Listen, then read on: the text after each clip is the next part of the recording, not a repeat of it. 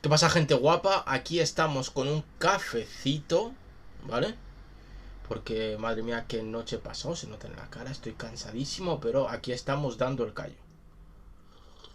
Mm, qué rico y qué bien sienta despertarse por la mañana sin ver el sol porque está todo nublado. Pero bueno, hoy vamos a seguir hablando de la trilogía de Eugene Tucker y vamos con el último volumen, el volumen 3 del horror de la filosofía. Pero antes de empezar, recordad que por aquí os dejaré mis redes sociales, que también las tendréis en la descripción, y también tendréis en la descripción el enlace a mis artículos en la revista digital Hangar Magazine, ¿vale? Vamos allá, vamos a empezar, aquí estamos esperando, venga, dale, dale. Hablamos sobre libros, leemos libros, somos libros, tocamos libros, vemos los libros, sentimos libros, amigos libros, familia libros, aquí son todo libros.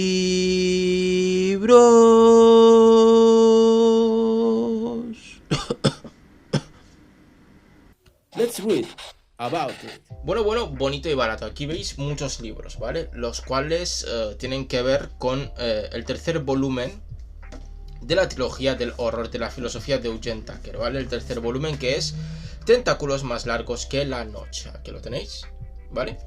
Que pertenece a la trilogía donde está en el polvo de este planeta, de este planeta, que es el volumen 1, y Rutilante Cadáver Especulativo, que es el volumen 2, ¿vale? Aquí lo tenemos.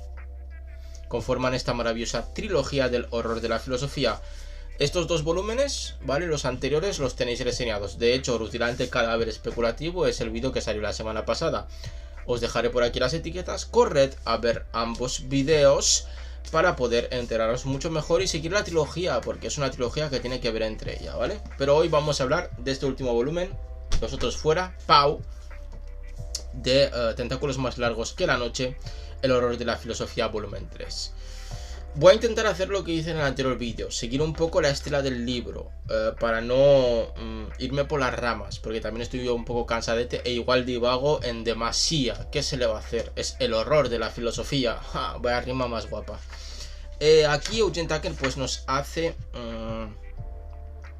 un pequeño resumen de lo que pasó en los anteriores volúmenes. Aquí, recordad, va a hablar sobre o va a leer o va a hacer una lectura y nos la va a decir, a escribir una lectura de los clásicos de terror o de libros y películas de diferentes artefactos culturales que tienen que ver con el horror, con el género del terror, y los va a leer en plan filosófico. Va a leer estas obras como si fuesen tratados filosóficos, que no lo son, pero esto es un juego, y este juego es bastante divertido, por lo menos a mí me ha gustado bastante, ¿no? Hacerlo de esta manera. Y nos va a enseñar que estos libros tienen más cositas de las que nosotros prevemos, que van más allá de la primera apariencia del terror, del horror, que van más allá del susto, sino que intentan explicarnos una forma de entender el mundo particular, distinta, y que podemos abrazar o no, ¿vale? Nos puede gustar o no esa forma de entender el mundo, pero que es válida y que tiene conceptos filosóficos detrás, que es lo que quiere transmitirnos Eugene Tucker, ¿vale? En el capítulo 1, que tiene el mismo nombre que el título del libro, Tentáculos más largos que la noche, nos hablará de Poe y Lovecraft, ¿vale? Y de el horror sobrenatural que nos presentan. Entonces, pues hablará de por ejemplo, El gato negro, el maravilloso relato de Poe. Y nos tratará de explicar en qué se basa o qué es ese horror sobrenatural, ¿no? Y cómo ese horror sobrenatural se basa sobre todo en la imposibilidad, inoperabilidad de un suceso en el mundo o en la realidad en la que nosotros vivimos, o mejor dicho, en la concepción que nosotros tenemos de la realidad que vivimos, ¿vale? Porque nos explica: resulta inaceptable que algo haya sucedido sin motivo alguno. Es decir, la búsqueda de motivos hace que aparezca el horror, porque si hay una cosa que no tiene un motivo y ha sucedido, puede haber dos vías. O no aceptamos esa cosa y decimos que no existe, o si la aceptamos debemos de aceptarla en nuestra realidad, por lo tanto debemos de cambiar toda nuestra concepción de la realidad, porque lo que antes eran reglas ahora dejan de serlo, porque ha sucedido algo que ha roto esas reglas. No sé si se entiende, ¿no? Entonces, este es un pensamiento que no puede ser aceptado sin antes dejar a un lado la razón y descender al abismo de la locura o realizar un salto de fe hacia la religión y el misticismo, ¿vale? Que son las vías o las montañas que deberemos de escalar. Cuando ocurre un hecho que no es aceptado en nuestra realidad y que nuestro raciocinio no puede entender, pues las vías son muy claras. O aceptamos que nuestra razón está equivocada, o abrazamos el misticismo, la religión, para intentar dar una explicación sobrenatural a ese hecho, ¿no? Ese hecho que nos horroriza, porque no entendemos, porque no lo comprendemos. Y aquí nos habla, por ejemplo, del relato del gato negro. Dice: las vacilaciones del relato entre el todo es producto de su imaginación y el está sucediendo realmente no solo son el sello distintivo del autor, sino de la tradición del horror sobrenatural al completo, ¿vale? Aquí nos dice: el horror sobrenatural se basa en todo es producto de mi imaginación y esto está sucediendo realmente. Sobre todo, nos explicará Eugene Tucker, no se basa en que existan estas dos cosas, sino lo que se crea en medio, en el instante en que pasamos de una a otra, en el instante de que aparece la incredulidad, ¿vale? En el instante de que no creemos lo que está ocurriendo, a el instante en el que decimos, pues esto debe estar sucediendo porque no tiene otra explicación más allá de que existe esto realmente. Ambas cosas, ambos caminos son caminos de que no tienen ningún tipo de angustia, tomando el concepto de Kierkegaard. Estos caminos son caminos de no agobio, ¿no? De relajación, porque si decidimos coger el primer camino, no está sucediendo, ya tenemos una explicación, ¿vale? Esto está en mi imaginación, por lo tanto, o yo soy el culpable, o yo estoy loco, o simplemente estoy delirando, o estoy drogado, etc. Por lo tanto, ya tenemos una explicación. La angustia del horror desaparece, ¿vale? No aparece en ningún momento. Y si cogemos el segundo camino, el camino de está sucediendo realmente, pues simplemente tendremos que recalibrar, cambiar las reglas de la realidad que nosotros percibíamos con anterioridad, y ya está. No hay ningún tipo de angustia. De hecho, son caminos zen, caminos de relajación ambos. La angustia aparece en la transición de una a otra. En la transición entre no está en mi imaginación, por lo tanto debe estar sucediendo realmente. En esa transición de donde no comprendemos realmente qué está ocurriendo, no entendemos lo que está sucediendo, ahí aparecerá el horror sobrenatural, ¿vale? Aquí, por ejemplo, nos habla también de En la noche de los tiempos, donde también aparece esto de Lovecraft, y dice lo siguiente: el narrador de Lovecraft expresa prácticamente la misma incredulidad y confianza en una explicación que el de Poe, pero aquí el autor proporciona más detalles, y aún así no sabemos más de lo que sabíamos en el caso de El gato negro, en el caso de Poe, ¿vale? Y dice: aunque más terrorífica que la locura es la posibilidad de que aquello hubiese sucedido realmente. Esto no es un giro crucial en ambos relatos, el hecho de que lo horrendo no sea la locura, sino el que uno no esté loco, ya que de estarlo, al menos el aterrador aquello podría achacarse a la demencia, al delirio, a la melancolía o explicarse en términos de psicopatología clínica, ¿vale? Vemos cómo, mediante los ejemplos de estos dos relatos, El gato negro y, que se me ha olvidado, En la noche de los tiempos, pues va explicando esta dualidad y ese camino intermedio donde aparece el horror sobrenatural, ¿no? Y donde pues podemos vislumbrar las características que tiene, ¿no? Después nos habla de otros relatos, de otras formas de entender, ¿no? El horror, por ejemplo, pues El diablo enamorado, o por ejemplo La dimensión desconocida, titulado Pesadilla a 20.000 pies, de Richard Mason, ¿vale? Que está por ahí atrás. No lo he traído porque se me ha olvidado. Tampoco he rebuscado mucho en la biblioteca. Todos estos libros que veis aquí aparecen en este, ¿cómo se llama? en este ensayo. También nos habla de, por ejemplo, la película Cabin in the Woods, ¿vale? La cabaña del bosque, de 2012. Si no la habéis visto, es impresionante. Es darle una vuelta al género. Es jugar con las reglas del género, pero de una manera bastante divertida y bastante acertada y sorprendente. Es mejor que no veáis ningún resumen, ninguna sinopsis de la película, sino que os la pongáis y vais a disfrutarla enormemente si no la habéis visto. Alta recomendación, ¿vale? Y aquí nos dice, por ejemplo, una cuestión.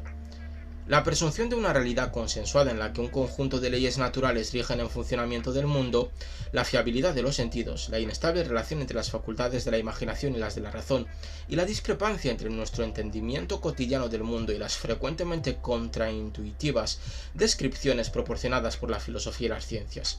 La encrucijada no se da simplemente entre algo que no existe y algo que sí, es una oscilación entre dos tipos de incertidumbre radical. O bien los demonios no existen, pero entonces no puedo confiar en mis propios sentidos, porque los he visto, ¿vale? O bien los demonios existen, pero entonces el mundo no es lo que yo creía que era. Con lo fantástico, como sucede con el mismo género del horror, quedamos atrapados entre dos abismos, ninguno reconfortante o particularmente esperanzador. O no conocemos el mundo, o no nos conocemos a nosotros mismos, ¿vale? Ahí está donde aparece el horror, ¿no?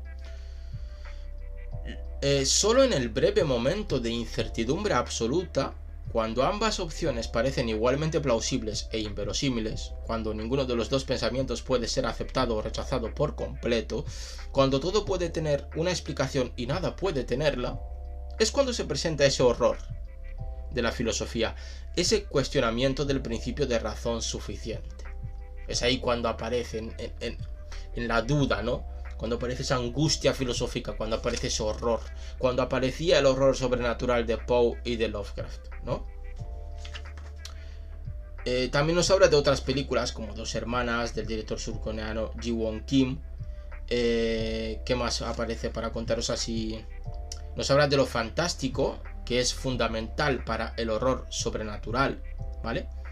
Porque lo fantástico no es el género de fantasía, sino es aquello, ¿vale?, que solo puede existir durante un instante o distribuirse por el relato completo, ¿vale? Puede haber esas dos cuestiones. Y lo fantástico, como decía anteriormente, es ese abismo que nos deja que nos desconcierta, ¿no? Que nos atrapa y nos hace preguntarnos si estamos locos o no, si la realidad que conocíamos es cierta o no, o si nos conocemos a nosotros mismos o no, ¿vale? Y ahí es cuando aparece el miedo, ¿no? En esa incertidumbre, en el desconcierto de no entender ni el mundo ni a nosotros mismos. Es muy interesante, ¿no?, esta concepción que tiene, ¿no? Después, pues, nos habla de su relación con el horror, por ejemplo, de ver películas como Suspiria, de Argento, recomendadísima, la tenéis en Filmin, ¿vale? El guialo es impresionante. Kwaidan de Kobayashi, o leer Los Sauces de Algernon Blackwood. Y aquí nos empieza a disertar él sobre un tipo de horror que tiene más que ver con el entorno, cuando aparece, por ejemplo, en Los Sauces, donde el entorno es el horror, donde realmente no existe nada más que una atmósfera opresiva que empezamos a no entender, y que esa no comprensión de nuestro alrededor puede provocarnos auténtico pánico, ¿vale? También, pues, habla de True Blood o Saw 3D, como un espejo, de Las Flores del Mal, de Frankenstein o el Drácula, ¿vale? Y dice, todo esto a John Tucker, le reveló algo sobre el género del horror que no esperaba. Que este se articula tanto alrededor de las ideas como alrededor de las emociones, tan vehiculado por lo desconocido como por el miedo, ¿vale? Y esto se ve, por ejemplo, en El color que cayó del espacio, de Lovecraft, ¿vale? También habla de Halloween, de Viernes 13, del regreso de los muertos vivientes. Por lo demás llega hasta un libro que aparece aquí, ¿vale? Un libro que tengo aquí. Y nos habla de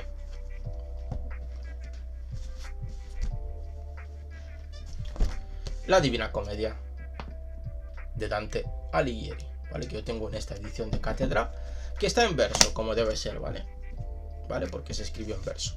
¿Qué tiene que ver esto con el horror? Bueno, aquí aparece el horror, sobre todo que tiene que ver con el cuerpo, ¿vale? Y aparecen diferentes niveles de horror, ¿vale?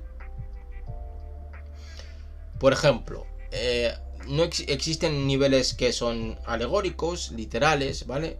Y hay un primer nivel que es el literal, que se da en el relato, ¿no? Y que incluye a los personajes, a la ambientación, a los sucesos extraños y el conflicto y sus resoluciones, ¿vale? Después tenemos otro nivel donde el relato se empieza a volver alegórico, ¿vale? Donde un relato de horror puede explorar asuntos plenamente humanos desde la perspectiva del monstruo, del gore y de lo sobrenatural, a través de una historia centrada en el drama humano, a pesar de que los seres en ella sean completamente no humanos. Y pone, por ejemplo, valga la redundancia, el ejemplo de Frankenstein. Y luego hay un tercer nivel en el que el horror opera en el género del horror en sí mismo, es decir, que nos habla de sí mismo, un meta horror, un meta lenguaje horrorífico, ¿no? Que se trata de hablar sobre el género. Una de las películas que hace esto, creo yo, es Cabin in the Woods, ¿vale? Que es muy interesante, muy divertida, ¿no? Y aquí aparecen dos polos, el horror extremo y el horror sobrenatural, que es gente haciendo cosas a gente y no gente haciendo cosas a gente, entre el no puedo creer lo que estoy viendo y no puedo ver lo que creo, ¿vale? Estas serían, pues, diferentes tipos de horror con diferentes características. Después, el segundo capítulo se trata de reflexiones sobre lo demoníaco, y en este capítulo trata más de hablar, más que del demonio, trata de hablar sobre el cuerpo, la corporalidad del horror. Por eso aparece la Divina Comedia. La Divina Comedia, él nos explica, es cierto, que en el infierno al cuerpo se lo trata de múltiples maneras, y en el infierno se castiga más al cuerpo que al alma de las personas, ¿no? Aparecen mutilaciones, degradaciones sexuales, se queman cuerpos, se hace la tortura de Sísifo, ¿era? ¿Sí, no? No me acuerdo, creo que era de Sísifo. Pero no es la de Sísifo. No me acuerdo a qué titán se le castigó con que creo que era a Prometeo. A Prometeo creo que se le castigó con que un águila le comiese el hígado cada día y por la noche se le regeneraba y se lo volvían a comer, ¿no? Pues este tipo de cosas. Y nos habla de la Divina Comedia, donde aparecen estas cuestiones. Y nos dice lo siguiente: ¿y si la Divina Comedia fuese un tratado de corporalidad política, más que una especie de alegoría del infierno, más que un tratado religioso, más que un simple libro que fuese moral? Porque, y aquí vienen otros autores de los cuales nos habla, como Hobbes, por ejemplo, como otros autores que tenían tratados políticos en el tiempo de la Edad Media, sobre todo, y que estos tratados políticos eran tratados más bien médicos, que trataban al corpus político como si fuese un corpus corpóreo, ¿vale? Y aquí nos habla de la importancia que ha tenido esto a la hora de relacionarnos con nuestro propio cuerpo y a la hora de entender el horror corpóreo como algo terrorífico, el desmembramiento, el trato a nuestro propio individuo, el trato a nuestro propio cuerpo como algo que nos puede dar realmente miedo. Por eso decapitaciones, desmembramientos, que nos quemen, que nos torturen, pues realmente provoca pánico y horror en nosotros, porque llevamos ya mucho tiempo analizando lo político, lo filosófico y también lo humano como si fuese un cuerpo, como si de un tratado médico se tratase, ¿vale? Y aquí pues habla de diferentes tratados que han tratado, valga la redundancia, que han explicado la política, el Estado, el funcionamiento de la sociedad, utilizando el cuerpo no como metáfora, sino como realidad, ¿vale? No era una alegoría, sino que cuando Hobbes habla de cuerpo, está diciéndolo de manera literal, radical. está explicando y está entendiendo su realidad como si fuese un cuerpo, y cada parte del cuerpo debe funcionar perfectamente, porque si no, el cuerpo se cae, se muere, enferma, ¿vale? Pero este cuerpo no solo tiene que funcionar bien, sino que también tiene una jerarquía. Quienes están en la cabeza están naturalmente posicionados ahí y deben de cumplir una función. Un cuerpo desmembrado puede seguir viviendo, un cuerpo decapitado muere, ¿vale? Y de aquí aparece el body horror, ¿vale? Que es un género del terror realmente interesante y que a muchas personas, además de fascinarles, les da miedito, sustito, ¿no? Llegamos después, nos habla de cuerpos, de los cuerpos incorruptibles, por ejemplo, que estoy viendo aquí, de por qué se santifica algunas partes de los cuerpos, del miedo que tenían, por ejemplo, esto es realmente interesante, en la Edad Media, cuando, por ejemplo, alguien santo o alguien que se supone que era santo o hacía milagros supuestamente, pues a la hora de su muerte lo tenían que defender muchos guardias, porque muchas personas intentaban llevarse partes de su cuerpo para tener esa parte de santidad, ¿no? Como el cuerpo es algo importante. También aparece Michel Foucault, y aquí tengo un ejemplo, Vigilar y Castigar.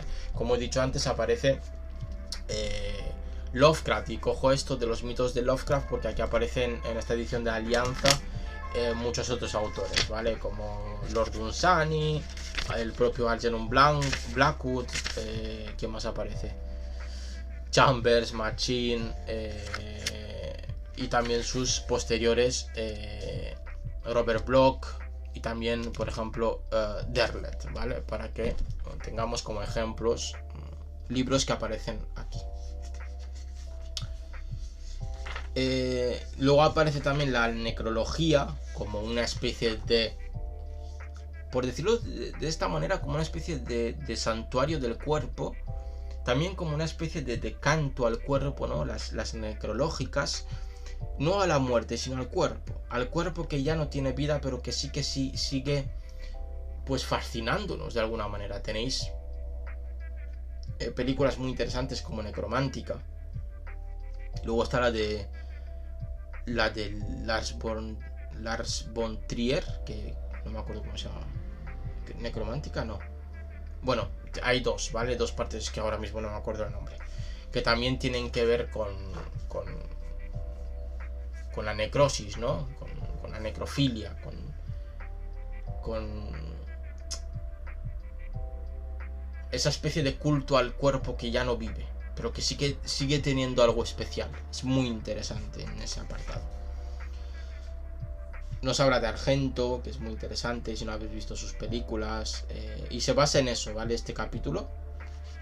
Después, en el capítulo 3, nos habla de un autor desconocido que muy poca gente ha leído, ¿vale? Que es el Conde de Lautréamont y sus cantos de Maldoror, ¿vale? Este libro fue muy olvidado en su tiempo, pero fue precursor de autores como Baudelaire. Los surrealistas lo rescataron y lo pusieron donde se merece, que es en la cúspide de lo antihumano, en la cúspide del horror que podríamos denominar misántropo.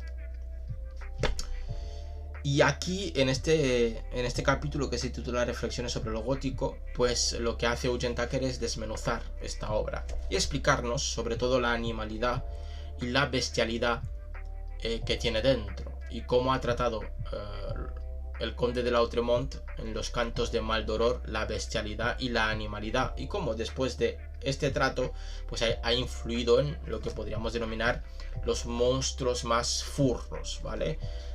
Los monstruos más animalescos, sobre todo del horror moderno.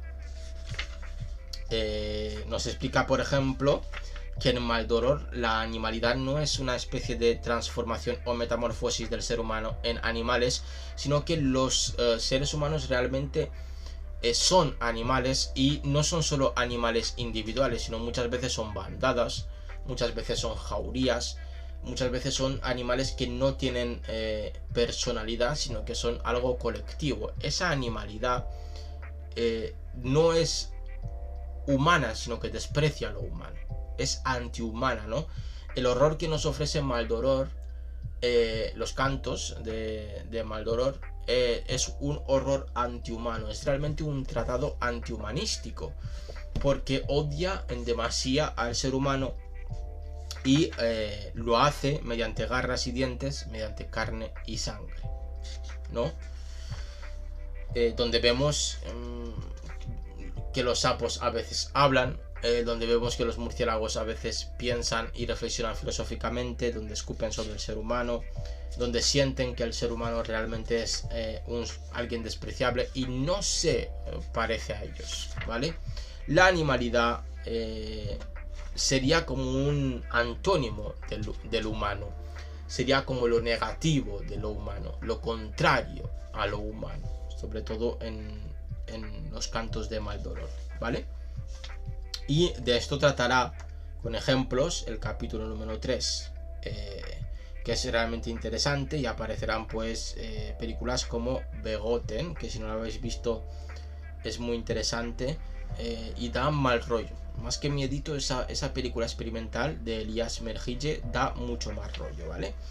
Y después llegamos otra vez a el capítulo a Lovecraft, a Blackwood, y nos habla sobre el capítulo 4 sobre reflexiones sobre el weird, ¿vale? El weird siendo esa nueva forma de entender el terror o el horror, ¿no? Y nos habla de los sauces, nos habla del Lovecraft, de los relatos, de lo interesante que tiene esto. Por ejemplo, nos dice: en los relatos de Lovecraft abunda esta clase de revelaciones expresadas mediante una prosa florida, melancólica y melodramática que ha acabado siendo característica del cuento weird, que sería como raro, ¿no? O algo así. Al mismo tiempo, dichas revelaciones señalan un límite minimalista que los personajes solo pueden articular de forma negativa: el más allá, lo innombrable, la cosa sin nombre, el ser a las puertas, el que acecha en el umbral, el que susurra en la oscuridad.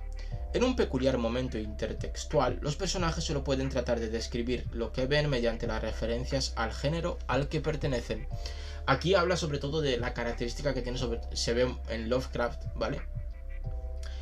Que aquello que es desconocido, pues lo que hace Lovecraft muy bien es enmascararlo en una prosa barroca, por decirlo de esta manera, ¿no? Y eso hace que le dé vueltas a algo que no se puede explicar, y que en vez de decir era así, lo enmascara en cuestiones como lo innombrable, lo desconocido, en aquello que no se puede nombrar, todas estas cosas, ¿no? Y aquí es donde aparece Rudolf Otto. Aquí tenéis, ¿vale? En este maravilloso tratado que explica lo luminoso que es aquello que no se puede explicar de Dios, ¿vale? Él lo llamaba Mysterium Tremendum, el tremendo misterio, ¿no? Porque no podemos explicarlo, ¿vale? Y de ahí aparecería, por ejemplo, lo luminoso en la idea de Dios, en la idea de santidad. Y aparece pues diferentes niveles de lo sobrenatural. Por ejemplo, en un primer nivel, lo sobrenatural se puede entender en relación de dos con lo natural, ¿vale? En un segundo nivel, lo sobrenatural puede entenderse como existente de forma inmanente con relación a lo natural. Aquí ya no se da la exclusividad mutua de un ultimátum, una situación de una de dos, sino de ambas y, ¿vale?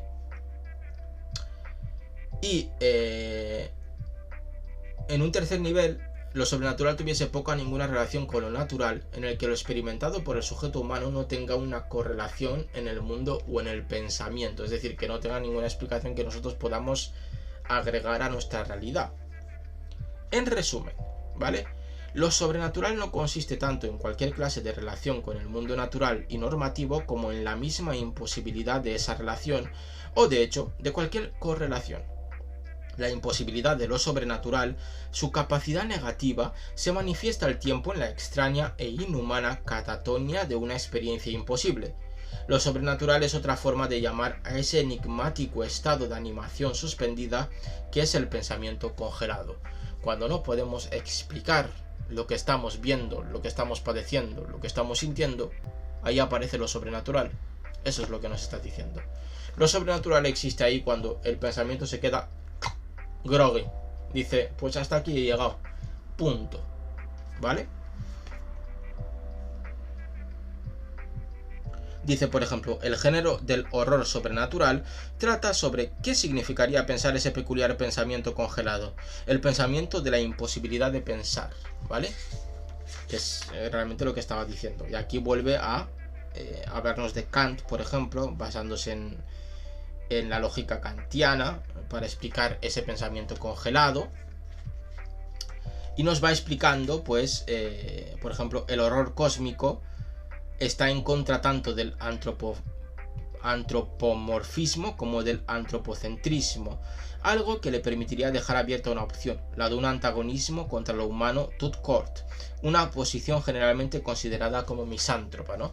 Nos habla de diferentes tipos de horror, y dice, por ejemplo, la característica del horror cósmico es esa, que ni es antropomórfico ni antropocéntrico. Es más bien misántropo, es antihumano, ¿vale? Se aleja de nosotros, escapa de nuestro entendimiento, deja nuestro pensamiento congelado, nos obliga a pensar sobre ese pensamiento y eso nos horroriza aún más, ¿vale? En definitiva, y para terminar, para no alargarme más, al final pues llega al último capítulo, que es un capítulo donde él reflexiona sobre los fantasmas, sobre el horror religioso, sobre el suicidio espectral, un canto al horror. Son pequeñas reflexiones que él hace sobre todo lo que ha ido hablando en los 3 volúmenes.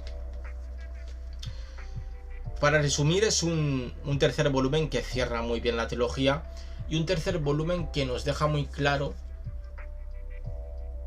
cómo comprender el horror que estamos leyendo en la literatura, o cómo entender los cambios que ha habido en el horror, sobre todo basándonos en los artefactos literarios a lo largo del tiempo, desde la Divina Comedia y su corporalidad hasta el horror cósmico y su misantropía de Lovecraft y de sus seguidores y de sus círculos, ¿no?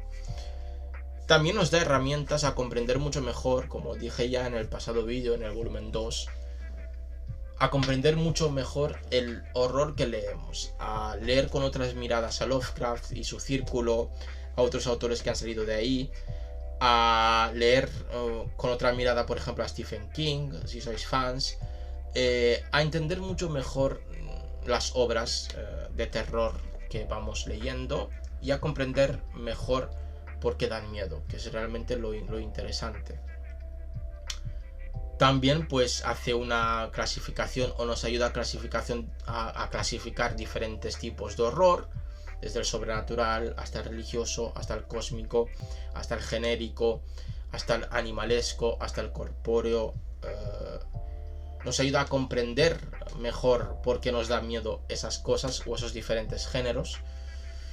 Y en definitiva amplía nuestros conocimientos sobre un tema que a mí me resulta realmente interesante, y es el miedo que tenemos a aquello que no podemos explicar, y que ese no poder explicar tiene múltiples raíces.